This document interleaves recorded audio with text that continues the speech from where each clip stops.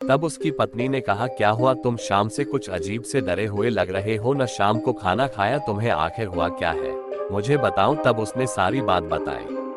तब वह जाकर समझी कि आप तभी परेशान हो। धीरे धीरे यह बात सारे गांव में फैल गई कि वह पागल औरत भूत बन गई है।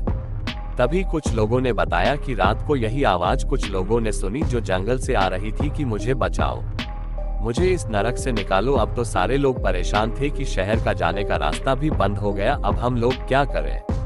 तब कुछ लोगों ने कहा कि हम लोगों को किसी महान आदमी की सलाह लेनी होगी कि यह सब मांजरा क्या है। तब किसी एक आदमी ने कहा कि पास के गांव में नथीलाल भगत जी रहते हैं, वो आत्माओं के बारे में बहुत कुछ जानते हैं। जब सुखिया के लड़के को एक आत्मा ने पकड़ लिया था तब उन्हीं ने उस आत्मा से उसे छुड़ाया था। तब कुछ लोगों ने कहा यही ठीक रहेगा। सब लोगों ने उस भगत जी को गांव में बुलाया और उन्हें सारी घटना बता दी। भगत जी ने कहा कि तुमने उसके शरीर को न जलाकर बहुत बड़ी गलती कर दी, चाहे वो कैसी भी थी। इतना बड़ा जंगल हो के भी तुम लोगों से 4 लकड़ियों का बंदोबस्त नहीं हो पाया था। इंसान कैसा भी हो, जब वह मर जाता है तो उसका दुश्मन भी उसकी अर्थी को कंधा देने को आ ही जाता है, पर तुमने तो सारी सीमाएं तोड़ दी। चलो अब जो भी हो गया है उससे निपटने के लिए अब तैयारी करो। तब भगत जी ने हवन किया और अपना ध्यान लगा के देखा तो उसे वो आत्मा बंधी हुई नजर आई। तब पंडित जी ने उसे पूछा कि तुम्हें यहाँ किसने बांध रखा है। तब उसने कहा कि मुझे एक दरिंदे ने बांध रखा है, पहले उसने मुझे मार के पेड़ पर लटका दिया था, फिर गांव वालों ने मेरे शरीर का अंतिम संस्कार भी नहीं किया। मेरे शरीर को उसने कहीं छुपा के रख दिया है, इसने मेरी आत्मा को कैद कर लिया है।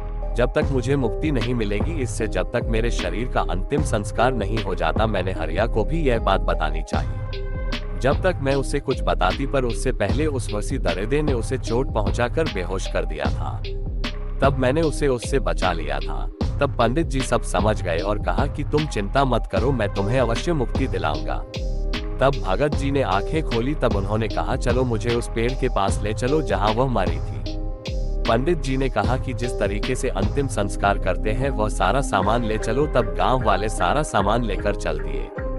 पंडित जी आगे आगे और गांव वाले पीछे पीछे। उन्होंने देखा कि वह पेड़ तो बहुत बड़ा हो गया है, वह बहुत घना हो गया है और लाश का कुछ भी अता पता नहीं है, नहीं उसकी हड्डियों का। तब पंडित जी ने कहा कि सारे लोग ऊपर चढ़ के धो दो, हमें ये काम शाम होने से पहले करना है। तब सारे लोग उस पेड़ पर चढ़कर उस लाश को ढूंढने लगे। बहुत देर तक वह लाश नहीं मिली। सारे लोग सोचने लगे लाश गई तो गई कहाँ, न हड्डियों का पता कहाँ गई, एक भी हड्डी नहीं मिली। तब पंडित जी ने नींबू दे दिया सबको और कहा जहाँ यह नींबू लाल हो जाए समझना वहीं पर ये तो हड्डियों का ढांचा है।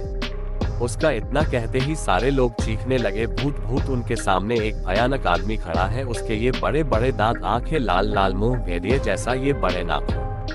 लोग डर के मारे ऊपर से कूद गए। एक को तो उस भेदिए ने ऐसा पकड़ के फेंका कि वह सीधा नीचे आके गिरा। हा हा हा हा चिल्लाने लगा, कोई नहीं ले जाएगा इसे, यह मेरी है, इसे मैंने वर्षों से सजा के रखा है। उसने गुस्से में सारा पैर झकझोर दिया। ऐसा होते देख पंडित जी ने मंत्र पढ़ना शुरू किया। पंडित जी को मंत्र पढ़ते देख उसने उन पर हमला बोल दिया। पंडित जी को उठाकर फेंक दिया, पर पंडित जी के मंत्र बंद नहीं हुए। उन्होंने जो मंत्र पढ़ के उसके ऊपर मिट्टी फेंकी उसके शरीर पर। जहाँ जहाँ मिट्टी पड़ी उसका शरीर वहीं से गलता जा रहा था। उसका एक हाथ टूट कर गिरा, वह पंडित जी के ऊपर ऐसा झपटा, पंडित जी उस जगह से हट गए और वह नीचे जा गिरा। पंडित जी ने फिर मंत्र पढ़ के उसके शरीर पर मारा, वो वही ढेर हो गया। उसकी आत्मा निकल के एक गांव वाले के अंदर घुस गई। उसने गांव वालों को ही मारना शुरू कर दिया। उसने तो एक का सिर फाड़ दिया और एक का हाथ चबा गया। इतना खतरनाक होता जा रहा था।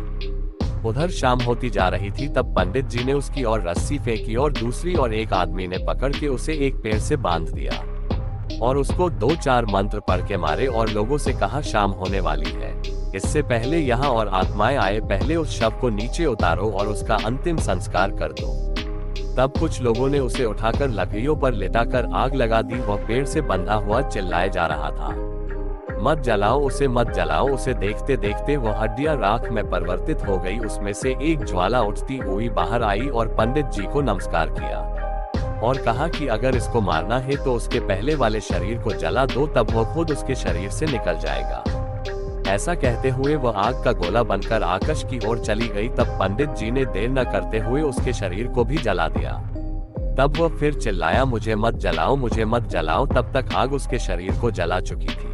और उसकी आत्मा उस गांव वाले के शरीर से निकलकर आकाश में चली गई। तब उस आदमी को रस्सी से छोड़ दिया। तब उसका शरीर होश में आया। सब लोग उसे लेकर गांव आए। सबने भगत जी को राम राम कहा और भगत जी अपने गांव चले गए। तब से उस गांव शांति आ गई। तो अगर ये कहानी आपको अच्छी लगी तो वीडियो को लाइक करो, शेयर करो और कमेंट करके जरूर बताओ कि आपको कैसी लगी ये कहानी। ऐसे ही और भी कहानियों के लिए इस चैनल को सब्सक्राइब करो।